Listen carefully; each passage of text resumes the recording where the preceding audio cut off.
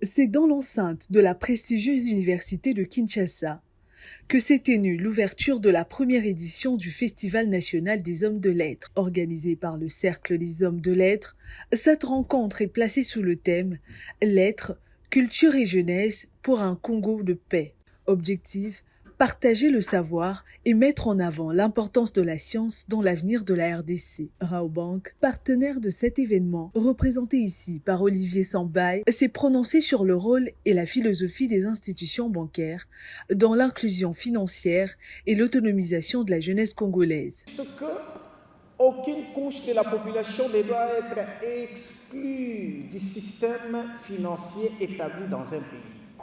L'inclusion financière recourt à beaucoup de choses. Premièrement, vous avez ce qu'on appelle la possibilité d'avoir la culture bancaire. Dès lors que vous avez un compte bancaire, sachez très bien que vous êtes déjà dans la logique de l'inclusion financière.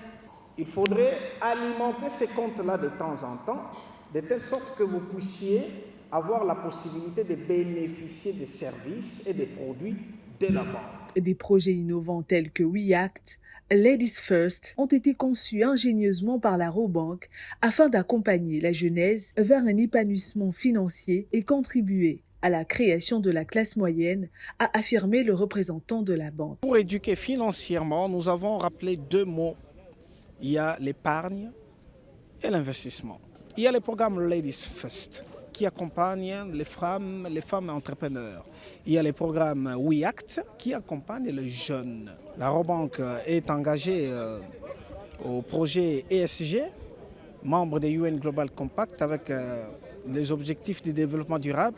C'est une banque qui devient proche de la population dans tous les domaines. Entre partage de savoir et innovation, Félicien Omayeke, étudiant en 3e année médecine et écrivain, se réjouit de cette initiative constructive qui lui a permis d'ailleurs d'exposer son ouvrage intitulé « J'ai vu Dieu ». En un homme des lettres, j'ai vraiment beaucoup appris et je dis que ce festival sera un événement qui va bénir tout un monde, tout un pays et toute une Afrique. Et cet événement marque un pas important vers une jeunesse mieux outillée et engagée en ouvrant des nouvelles perspectives pour un Congo plus éclairé et tourné vers l'avenir.